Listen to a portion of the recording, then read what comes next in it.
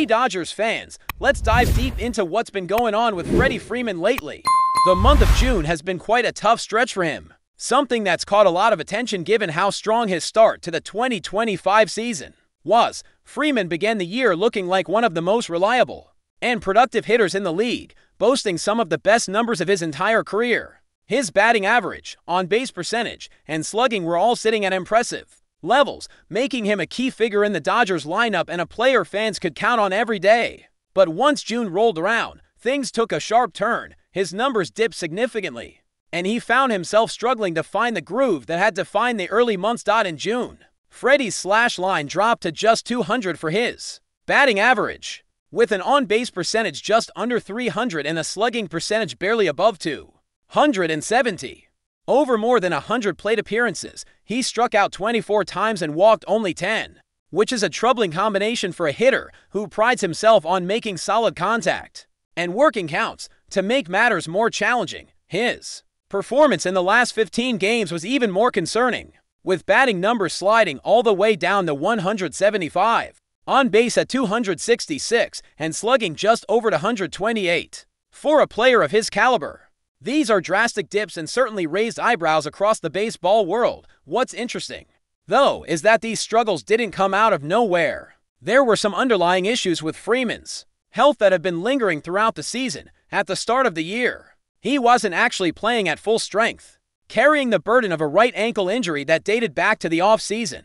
He had undergone surgery to repair damage caused by a severe sprain he suffered late in the previous year, and though he managed to come back strong early on, that ankle was still something he was nursing. It's no secret that playing on an ankle that's not 100% can affect a player's timing and explosiveness at the plate. So it's understandable that his performance might fluctuate while he continued his recovery. Then, to complicate things further, Freeman had an unfortunate slip in the shower back in April, which aggravated the injury. This setback forced the Dodgers to place him on the 10-day injured list, retroactively from March 31st. He ended up missing 6 games during this period before returning to action on April 11th. That little stumble in the shower might sound minor to some, but for a professional athlete relying on every ounce of physical capability, it was a serious enough incident to sideline him for nearly a week. And while he managed to come back and even had a strong May, these early issues seemed to plant the seeds for the difficulties he faced later. The challenges did not stop there.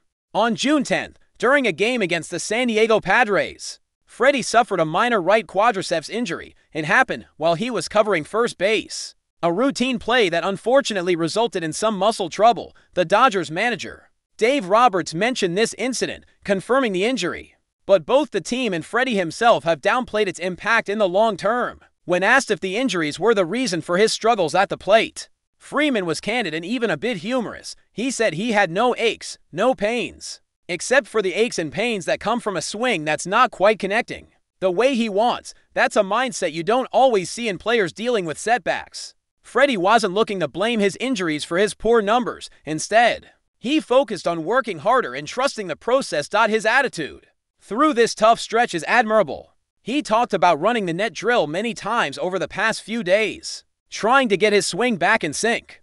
Even though things hadn't clicked just yet, he noticed a couple of better swings and hoped to build on those small improvements. He admitted to being frustrated for about 6 weeks, but remained confident that the timing and rhythm would return. Eventually, it'll click at some point. Just keep grinding, he said, which shows his commitment and mental toughness. This combination of resilience and hard work is important, especially as Freeman looks ahead to other big moments in the season. Despite his recent struggles, he's still a respected figure in the league and among Dodgers fans. And that was reflected in the latest phase of the Major League Baseball All-Star Game voting. When the first phase of voting closed at the end of June, Freeman was among 8 Dodgers players who advanced to the next round. Alongside him were notable teammates like Will Smith, Tommy Edman, Max Muncy, Mookie Betts, Teoscar Hernandez, and Andy Pages. This recognition highlights how much respect he commands, even when the numbers aren't going his way. One of the biggest names to make it through the initial voting was Shohei Ohtani, who remains the top vote-getter among National League players and has secured his spot in the starting lineup for the 95th All-Star Game. For Freeman, advancing as a finalist for the National League's starting first baseman position carries a special meaning, given his history with the Atlanta Braves, where he spent the bulk of his career before joining the Dodgers. Starting in the All-Star game at Truist Park would be a sentimental moment. It would be a full-circle experience to return as an All-Star in the stadium, where he built his legacy, but this time representing the Dodgers. Freddie has expressed how much it would mean to him to start the game, showing appreciation not just for the honor, but for the chance to play in a meaningful game that brings together the best talent in the league. While the current month may have been a struggle, the bigger picture for Freeman is still very bright. His work ethic and leadership remain strong, and fans can expect that he'll keep fighting through this rough patch. There's no doubt that, with his talent and determination, Freddie Freeman will bounce back and contribute in a big way to the Dodgers' success as the season moves forward.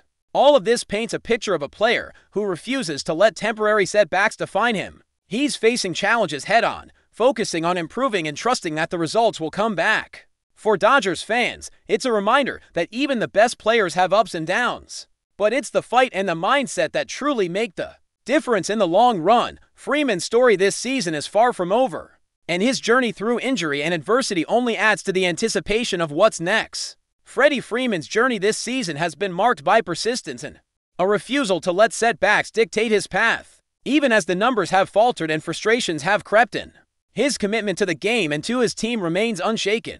It's the hallmark of a true professional, someone who understands that baseball, like life, is full of highs and lows, and that how you respond in the tough times often defines your legacy more than the easy victories. For Dodgers fans, seeing Freeman's struggles might be a little unsettling, given how pivotal he has been in recent years. His presence in the lineup is about more than just raw numbers. It's about leadership, consistency, and the kind of veteran savvy that anchors a team through long and grueling seasons. With a career that includes multiple All-Star selections and a reputation as one of the most disciplined hitters in the game, Freddie's current slump feels more like a chapter in a much larger story, rather than the entire book. Looking at the Dodgers' overall picture, Freeman's challenges come during a season where the team is trying to maintain its status as a top contender. The Dodgers have a deep and talented roster, filled with stars who can carry the load when one player hits a rough patch. Players like Mookie Betts, Will Smith,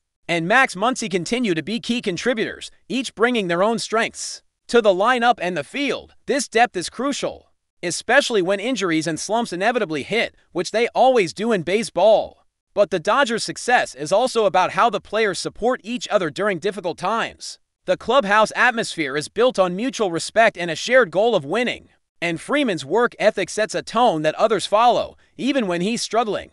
His willingness to grind, stay after practice, and refine his swing inspires teammates to keep pushing. It's not just about what he does on the field, but how he leads off it, something that can be just as valuable in a long season. From a strategic standpoint, Dodgers manager Dave Roberts has had to manage these ups and downs carefully. Balancing Freddie's playing time with the need to keep him healthy and effective is a tricky task, especially when the team relies so heavily on his bat and glove. Roberts' approach has been measured, giving Freeman rest when necessary and encouraging him to focus on his rehab and mechanics, without the added pressure of carrying the entire offense alone. It's a reminder that baseball is a marathon, not a sprint, and managing a roster over the course of a season requires a mix of patience and urgency. But before we move forward, don't forget to join our channel and give this video a like. Your support helps us keep delivering the latest news about the Los Angeles Dodgers. We'd love to hear your thoughts on the news, so drop a comment below. There's a new whisper making the rounds in Major League Baseball circles, and it's catching some attention on the West Coast. Zack Little might be donning Dodger blue. While no official announcement has been made, multiple sources close to the situation suggest that the Los Angeles Dodgers could be eyeing the right-hander as a fresh addition to their pitching arsenal, or perhaps have already pulled the trigger quietly. Little, who has bounced between several clubs over his career, including the Yankees, Twins, Giants, Rays, and most recently the Red Sox, has quietly developed into a reliable arm, especially in high-leverage situations. His transition from bullpen to starter in Tampa Bay showcased not just his adaptability, but a deeper maturity in pitch sequencing and command.